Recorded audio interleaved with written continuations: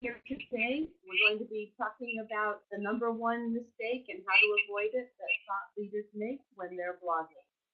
My guest presenter today is Alice Brzovic, and she's been creating websites and web content since, well, for a long time. Same with me, but since the beginning. She's really a technical communicator. She's also an award-winning newsletter editor. So from one-page flyers to 100-page websites, she creates quality content so your small business can grow and prosper. Alice, thank you. Welcome to our webinar today. Thanks so much for being my guest presenter, and I'm going to let you take it away. Thank you, Deb. Hi, everybody. How are you this afternoon? My name is Alice Brzovic, and as Deb said, I've been writing and editing for the web since the web was the next big thing. And today I'm going to talk about how to avoid the number one mistake thought leaders make when blogging. So what is that number one mistake? Does anybody have any ideas about what mistake thought leaders make when blogging?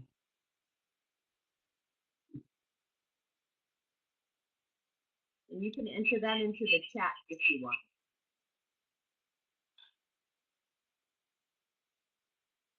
My feeling is they don't blog. When was the last time you published a blog post? I know it's easier to market yourself.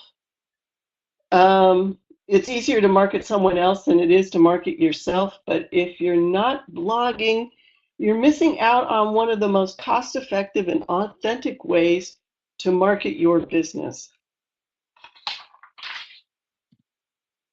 So let's talk a little bit about why we dislike blogging. Small business owners have many excuses for not blogging. Does anyone have any excuses they want to share? Here are some common ones that I come across. It's a waste of time. It costs too much money. The return on my investment takes too long. I can't see any value in it. Have more important priorities. Would rather do anything else. I don't like to write. I don't know what to write about. I don't get any feedback, and it's not fun. The emphasis is on it's not fun. So why we like blogging? It's really simple. Google and other search engines like fresh content. When you add new content through your blog, the more opportunities you have to optimize your content for search, the more often search engines come to your website and index your content. When they don't visit your site, they'll assume your site is inactive. And because they assume your site is inactive, your customers will too. So also blogging makes it easier for people to find you. Search engines come, they index your site, and then people find your site through search. Fresh content also lasts longer. HubSpot says that 75% of its blog views and 90% of its blog leads come from old posts. People like fresh content too. Small businesses that blog get 126% more lead growth than small businesses that do not. That's a big reason for blogging. The only thing blogging costs is time. If you have the time, here's what blogging can do for you. It drives traffic to your website. We've seen why in the statistics about fresh content. It also helps you establish yourself as a thought leader in your industry. It allows you to build trust and credibility with your audience. You develop and retain loyal customers. You build your email list, and building that email list is so important to growing your community. It's more important than getting likes on Facebook and followers on Twitter. It also allows you to build a content library. This content library is huge because you can reuse it and repurpose your content for email marketing, speeches, books, videos, webinars, courses, social media, and yet, yes, more blog posts. So how can we be productive bloggers even if we don't like blogging? I have two methods here. The first method is make blogging fun. If a task isn't fun, you'll procrastinate doing it. And so we want to have fun doing this. So we gain more interest. And my suggestion to make it fun is first, don't write. There are so many more things you can do than write, and they can still turn out to be great blog posts. First, you can delegate. You don't have to do everything yourself, including write for your business. In fact, time management experts often advise us to focus on our core competencies while delegating everything else. The other thing we can do is we can talk, podcasts, webinars. These are some of the easiest and most popular ways to create content. You can, for podcasts, you can extemporize for 5 minutes on a topic that's important to you and your audience. You can also interview other thought leaders. You can invite guest speakers while you host your own show. Additionally, you can transcribe your your podcast to give your customers a richer experience in just one blog post. You can also text. A 250-word blog post is about 10 to 16 text messages. So, knowing that, can you imagine writing your next blog post by texting it to yourself? And then once you have all the text, you can collate them into a complete blog post. And you're also ready for Twitter. You can draw, use mind maps to come up with topic ideas, outlines, and content types. You can use Canva and Lucidchart to create fun graphics for quotes and infographics. In other words, find content types you like and are willing to stick with. And finally, the last one is record videos. Videos are really popular. You can have YouTube is a really important search engine, and you can embed them directly on your website.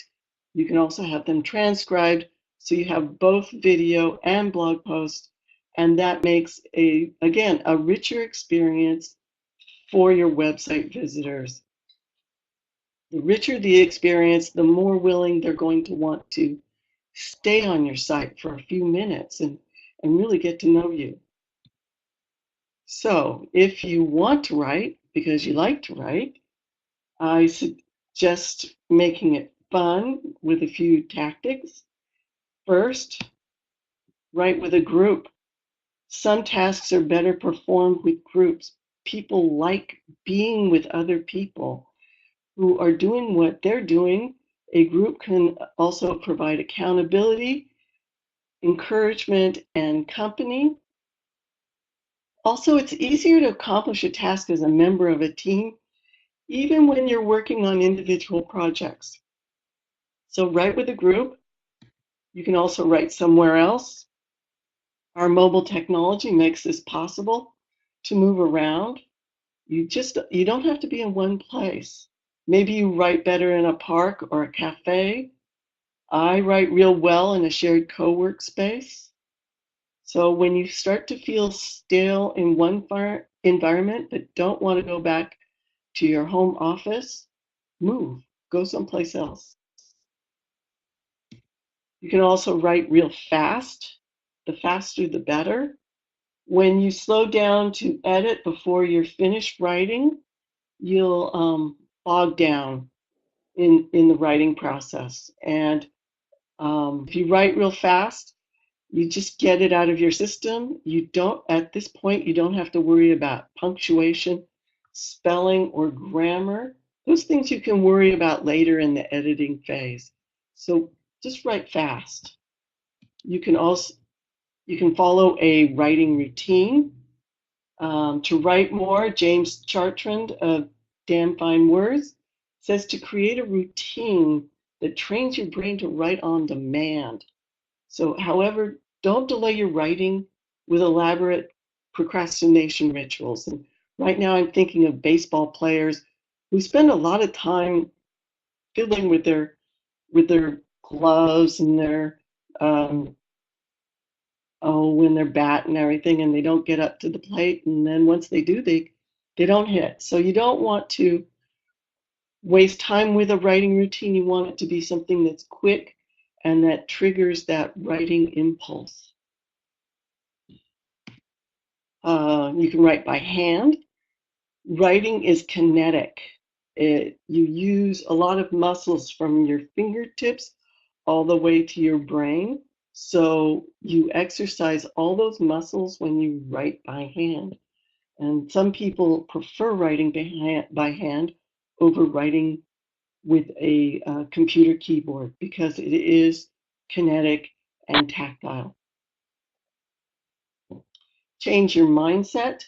Think about how you get a kid to do something he or she doesn't want to do. You might bribe them, but you also might say, well, this is going to be fun. That push to change the mindset also works on adults. So try to use it on yourself. You can also use self-talk that works. I've never been a big fan of aphorisms until I started using one I found in Carolyn C's Making a Literary Life. I don't know why going for a walk and saying, I see it, I feel it, I know it, I've got it, works. All I know is it does. So use self-talk that works. And then finally, you can also bribe yourself to get if rewards motivate you. Think about all the different ways you can reward yourself once your blog post is done. Oh, that's if you want to write. The second thing that you want to do is you want to have a content plan. A content plan will help get you organized. It helps define your audience so you know who you're writing to. It defines the themes and topics you will be writing about over a given period of time, say for about 3 to 6 months. It defines the content types you will be creating, and we just went over, I'll go over content types in a little bit. And it, it also includes a publication schedule or editorial calendar. A content plan makes it easier to blog continuously over longer periods of time because you know what you're writing about and when. You can stay organized during the content creation process. You can easily delegate content to staff and freelancers, so it makes it easier for delegation. It helps, a content plan helps you be consistent with your content marketing output, and consistency in marketing is key.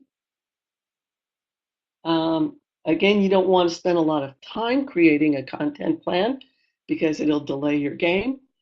But once you have a content plan in place, you need to implement the plan. Um, and then after 3 or 4 months, you start looking at how the plan is working for you. And if it's not working, you can make adjustments and um, test it over time to improve it so it does work for you. So, what's in a content plan? First, there are personas. I think of personas, or a way to look at personas is when you imagine getting into the shoes of another person and walking for a mile in that other person's shoes. So you get to know that person really well.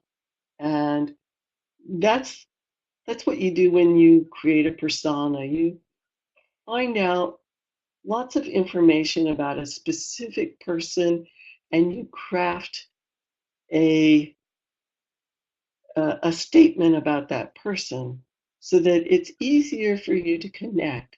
And as public speakers, you know this already. You get to know your audience before you ever talk to them, or in the first stages of your conversation with them, you find a little bit about them, what they like, what they dislike, find some common ground so that you can connect with them on a more personal level. And that's what personas help you do. Um, you can also find the content plan also defines themes and topics.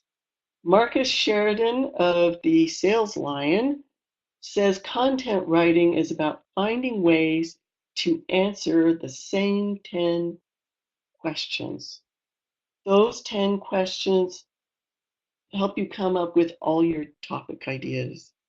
Um, and you answer them over and over and over again. Themes are similar to, say, for instance, your retail and you're tied to the holiday season at the end of the year. So that could be a theme, or you could have your topic ideas focus on a particular theme in a certain time of year. Say, for instance, certain um, sporting events like football or baseball or the World Cup, whatever you like to do, those are themes. So, content types. Um, as mentioned earlier, you have a lot of choices when it comes to content types. You can create video, podcasts, ebooks, and PDFs. You can create pictures and slide decks, white papers and downloadable documents, free reports, speeches, webinars, seminars, workshops, and infographics. People love infographics, and you can get pre-made templates for PowerPoint or for whatever graphic software you like. So these are all the various content types. I suggest you select one or two and just focus on those in the beginning just to get the ball rolling with your blogging. Finally, a content plan has an editorial calendar. It can be as simple as a desk calendar.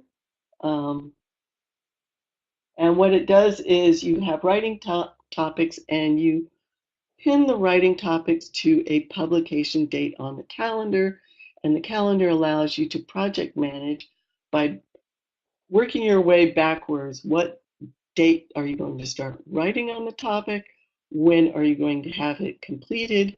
When are you going to review it? When are you going to set it up for publication? And then finally release it for publication. Um, whatever a method you use to create your editorial calendar, you could have a spreadsheet, you have project management software, or a simple desk calendar. Make sure it's easy to use, and if you're working with a team, it's easily accessible by everyone on the team. And the key here is you want to use it. Make it simple so you use it. So we have in a content plan, we have personas, we have themes and topics, we have content types, and we have an editorial calendar. So once we have your plan in place, now you have to work your plan. Um, the content plan will help you manage your content writing projects. You also have a list of fun ideas to help you write, even if you don't like writing. We talked about them. You can talk, you can delegate, you can draw, you can record videos. Now you need some accountability and persistence to work that plan. Accountability will motivate you to do the work when you need to do it, and persistence will help you stick with your content plan so it works for you. Growing a business doesn't happen overnight. Any marketing strategy you decide to employ takes time, and blogging will support all your other marketing efforts. So if you want to be known as a thought leader and get a great return on all your marketing efforts, start blogging now. So let's review. We went over what we dislike about blogging, and there are many things. We went over what we like about blogging, and it's mostly to create fresh content, which generates interest from search engines and from people because everybody likes fresh content. Blogging does an awful lot of good things for your business. It drives traffic to your website. It um, it helps you create a content library that you can use over and over in other marketing tactics like webinars and ebooks. Um, and it's just a wealth of um, it just provides so much for your business, and people expect it nowadays. The only thing that blogging takes is time, and if you have the time, blogging is one of the most cost-effective and authentic ways to market your business. We also went over how to be a productive blogger, even if you hate blogging.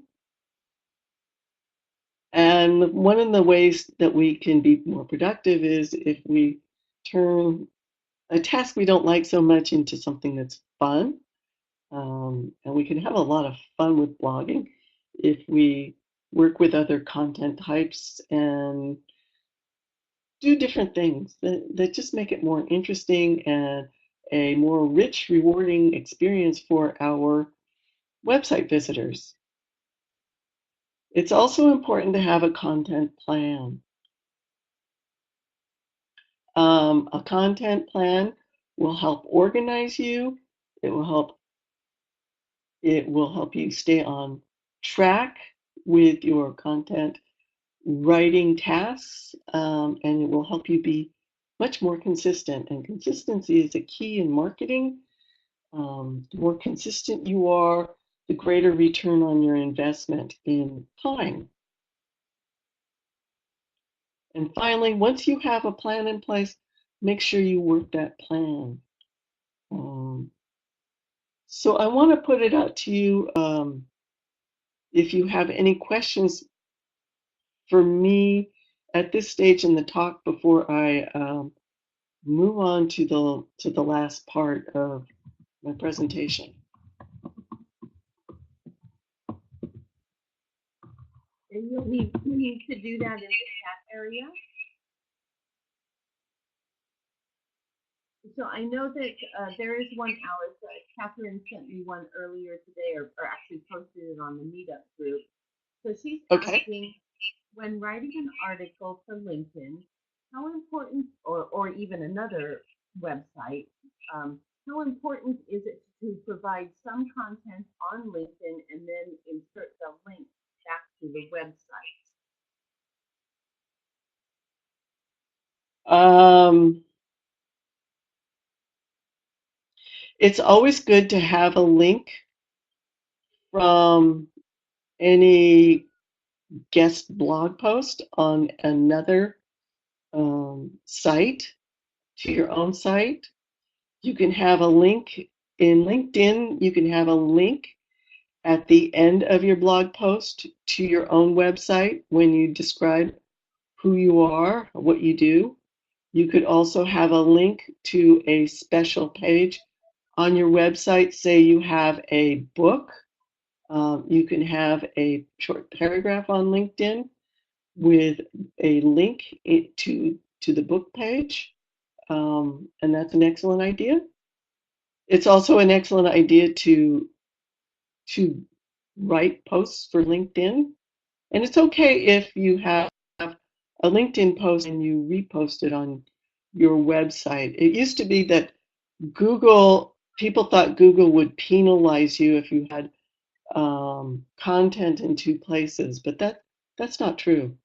They won't penalize you, but at the end of your blog post, it's good to have a link uh, at at the end of your LinkedIn post. It's very good to have a link back to your website, and it's also good within the LinkedIn post. Um, I don't know if they let you do this if you can link within the page. I'm not sure. Can definitely link at the end. Alice, when you're talking about linking, I have a couple of questions that might help them out. So, for instance, let's say you're creating a blog post, um, and you are maybe linking to an external website that was maybe one of the references that made you decide to create this blog post. Oftentimes, I see the phrase "click here to see more," and they link to the words "click here." Can you talk a little bit about what type of words you should linking? Does it make a difference if I link a piece of content that says maybe to learn more about podcasting the easy way and use that as the verbiage to link to, or click here as the verbiage to link to? What is your thought on that as far as search engine optimization goes?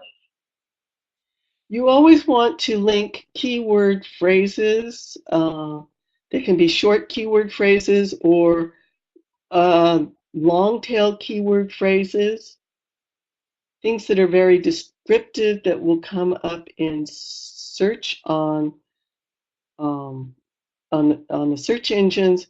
You don't want to use click here because if you use click here and then you type into a search engine click here, you're going to get billions of references to click here. And that's not going to differentiate you with your competitors. When in when you when somebody goes to conduct a search, they're going to look for a specific. Actually, what they do is they ask questions, and the questions they say how to define such and such, or what does this mean, and they'll what does what does thought leaders mean? Then you want to make sure that you specify thought leaders in your blog posts, and you want to link to that word thought leader, um, and link it to another page within your website that talks about thought leaders, or you have a phrase about thought leaders that avoid the number one mistake thought leaders make. You want to have that entire phrase um, as the link phrase. You don't want to use click here or download this. Phrases that are used way too often by others and won't differentiate you from other people who have websites like yours. And then Melissa has a question for you. If she wrote a guest blog post published on another site, can she somehow use it in another way? You can, Melissa, are you blogging yourself? Can you type in the chat for me? Are you blogging yourself? Yes, so she does have a blog. you don't want to use the exact same blog post. You might want to put the blog post maybe in a slide deck and then publish the slide deck on your website. Or you may want to change it enough so it's not the exact same material, it's something new, and or in addition to what you already wrote as a guest blogger. Um, it will have similarities to what a new blog post will have similarities to what you wrote as a guest blogger, but it won't be exactly the same. Will Google penalize you if it is exactly the same? Well, you get invited to be a guest blogger because you have something unique to say. So if you're duplicating it way too much, I don't think Google's going to penalize you. But what happens is that you want to, if you're a guest blogger, you want to give them something unique.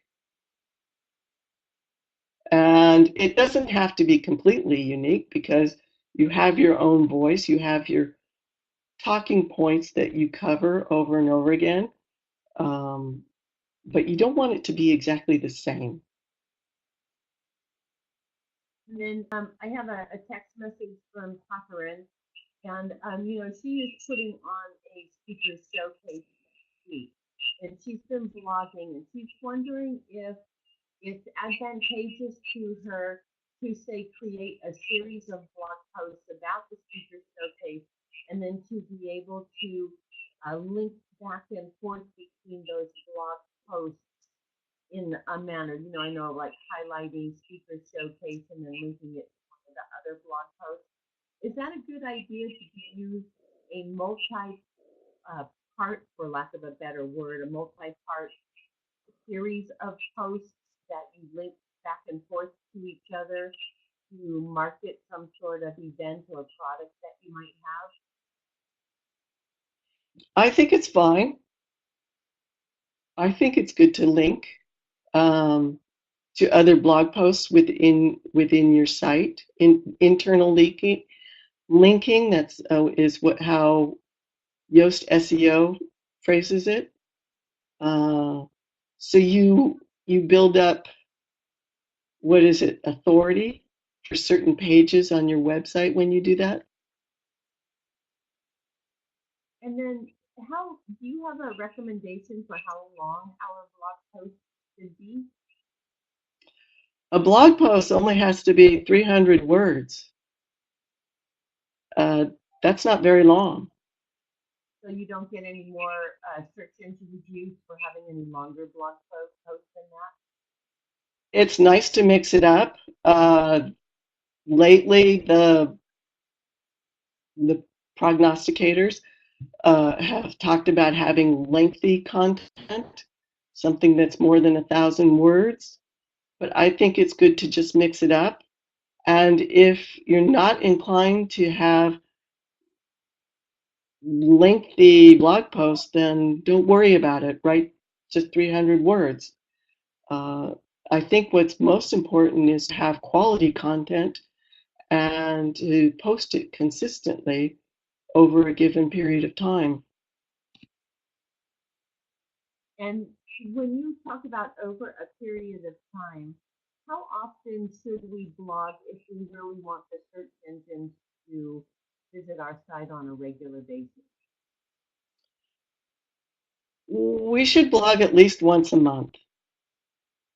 Um, that's a good consistent rate to have a blog post once a month, and then throughout the month you can have links from social media to that blog post, so you can get more traffic to the website to read the blog post.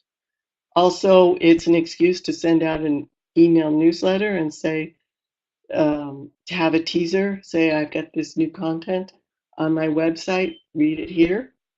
You can read it now.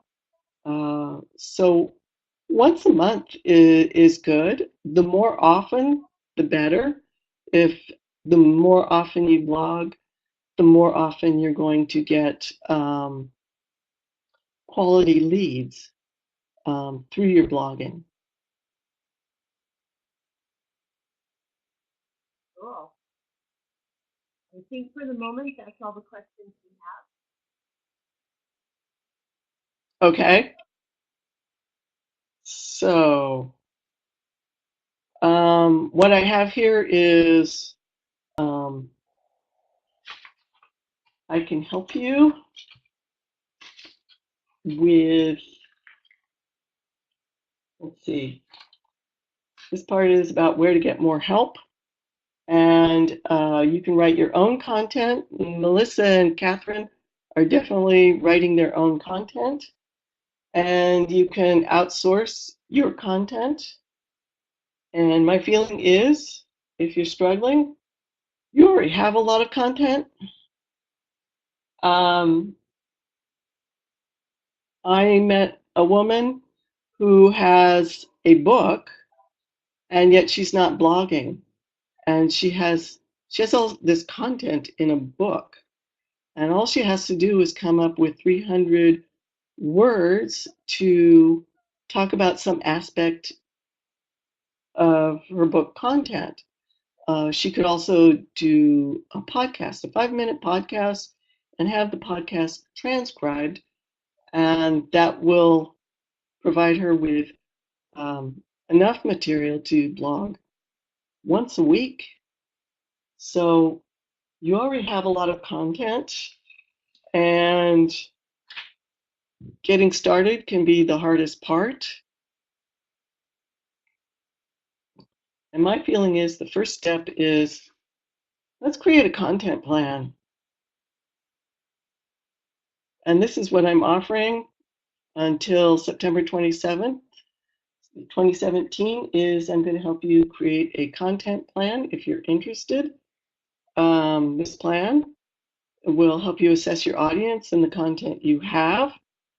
We'll brainstorm for 12 topic ideas and titles to go with the topic ideas. We'll research 3 to 5 target keywords that you can use for SEO in your articles. And then we're going to decide on the content types you want to use. Then we'll pin the topics and content types to an editorial calendar so you know what you're blogging and when you're going to blog. And then finally, I'm going to send you 3 months of work your plan reminders to keep you going. And that will keep you honest. So that's the content plan. Audience assessment and content assessment. Brainstorm for 12 topic ideas. Research 3 to 5 target keywords that you can use in those topics. Decide on your content types. Pin topics and content types to an editorial calendar. And then receive 3 months of work your plan reminders. The special offer is $247. You can sign up for it here at writeforsmallbusiness.com. Go plan. And this offer ends September 27th, 17th. I will take that page down on that day. So if you're interested, you can sign up in the next week. And I really appreciate your coming here this afternoon and asking me really good questions, which I can incorporate into my next blog post. And let's see, what else can I tell you? Remember this offer, and thank you for joining me. My name's Alice Brzovic. I'm with Write for Small Business. This is my contact information. Alice at writeforsmallbusiness.com. You can message me on Twitter at Write for Small Biz. And I thank you for joining me, and I thank Deb Simpson for making this all possible. My pleasure, Alice. Thank you so much for giving the content to the speakers. I think you've given them some great ideas for blog posts and content they want to generate. And then for the members of the Speakers Guild USA, I'd love to have your feedback as far as what other topics you'd like to see in a webinar format. And I want to just thank everybody for attending. And thank you again, Alice, for presenting the Blogging for Thought Leaders. I really appreciate it. Thank you.